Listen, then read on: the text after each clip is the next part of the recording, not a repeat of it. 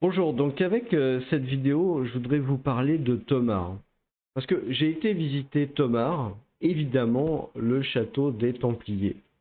C'est un château qui est vraiment assez exceptionnel.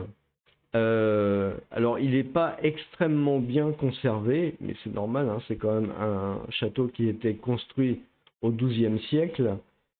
Et ce qui m'a vraiment marqué dans ce château, en fait, c'est pas seulement le château, en fait, c'est d'autres éléments.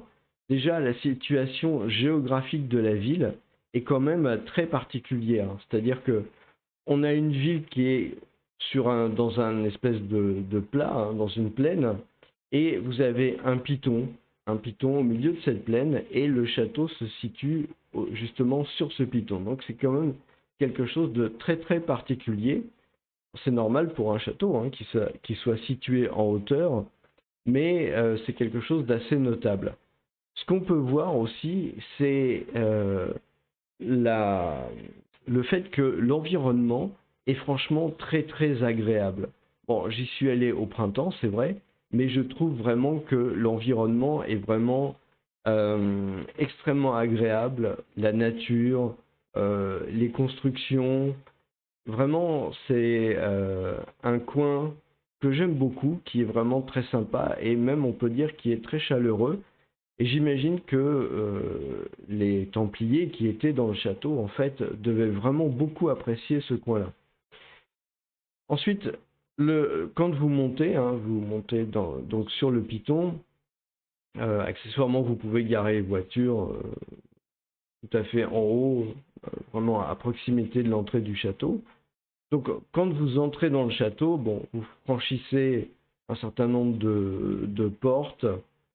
Et puis, vous vous retrouvez dans une grande cour, en fait, qui donne sur un jardin et sur des constructions. Donc, sur la gauche, vous avez le jardin au sud, et sur la droite, vous avez les constructions au nord.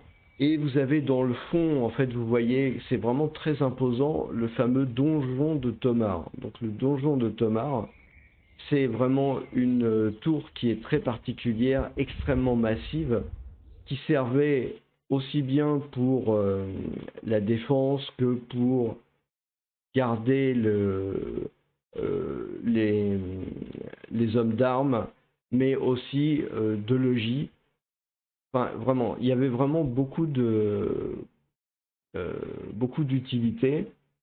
Et puis, ce qui est aussi intéressant de voir finalement, c'est l'étendue des jardins. C'est-à-dire que au pied du château, enfin, disons en contrebas, vous avez vraiment beaucoup de jardins qui sont vraiment très agréables. J'imagine qu'à l'époque, ils devaient faire pousser beaucoup de plantes, des plantes médicinales, beaucoup de légumes, de fruits, de ce genre de choses-là. Ça devait vraiment être un endroit extrêmement agréable. Alors ensuite, vous avez les murailles du château hein, qui courent à partir de la tour massive jusque vers l'entrée.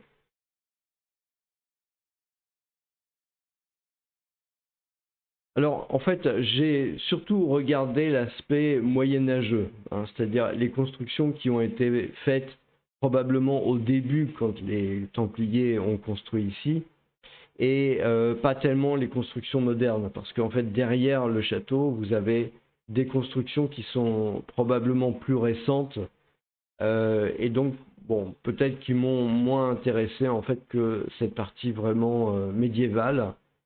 Et je trouvais que c'était vraiment quelque chose de sympa à voir. Alors, en fait, j'ai regardé sur Wikipédia hein, à propos de Tomar pour voir un peu ce qui se dit. Donc, ça a été fondé en 1160 comme quartier général des Templiers au Portugal, et donc il parle du château de Tomar et avec le couvent de l'ordre du Christ. Bon, ça, j'ai pas été visité, je me suis contenté juste du château de Tomar et forme un complexe architectural exceptionnel. Donc, ce qui me paraît aussi intéressant de noter, c'est que Tomar a surtout pris de l'importance au XVe siècle, quand la ville est devenue le centre de l'expansion portugaise sous le règne de Henri le Navigateur. Donc ça c'est intéressant parce qu'en fait, il y a un certain nombre d'histoires qui relient quelque part les Templiers justement avec la navigation, avec l'exploration qui s'est faite à partir du Portugal et précisément avec éventuellement peut-être les connaissances qui ont été héritées des Templiers et qui ont servi finalement peut-être aux Portugais de manière à pouvoir faire l'exploration du monde. Et précisément, quand on regarde, par exemple, la ville est devenue le centre de l'expansion portugaise sous le règne de Henri le Navigateur, donc il mérite bien son nom, hein. Et quand on va regarder sur sa fiche Wikipédia, on peut s'apercevoir que le 25 mai 1420, alors effectivement, hein, ça fait longtemps que l'ordre du Temple a disparu en tant que tel, il est nommé à vie maître du riche ordre du Christ, successeur portugais de l'ordre du Temple. Donc c'est très clair, hein, dont le siège se trouve à Tomar. Il en tire des revenus élevés. Donc on voit finalement quelque part une filiation ou peut-être éventuellement même un héritage.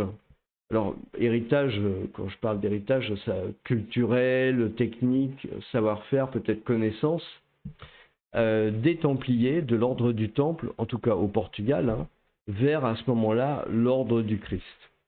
Et d'ailleurs, ce signe, hein, on le retrouve sur les bateaux. C'est ce qu'on retrouve par exemple sur cette image. Alors, j'espère que cette visite vous aura intéressé et je voudrais terminer en vous présentant la liste des commanderies templières. Vous pouvez trouver ça sur Wikipédia. Et donc comme ça, vous pouvez choisir où aller. Pour la France, en fait, il faut cliquer dessus pour avoir accès à toutes les commanderies. Voilà. Liste des commanderies templières en France. Et ensuite, vous pouvez choisir les lieux qui vous intéressent. Voilà, écoutez, je vous remercie et je vous souhaite une très bonne journée.